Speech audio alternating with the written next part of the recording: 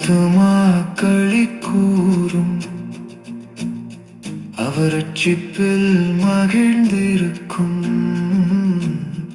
என் ஆத்துமா திருப்தியாகும்,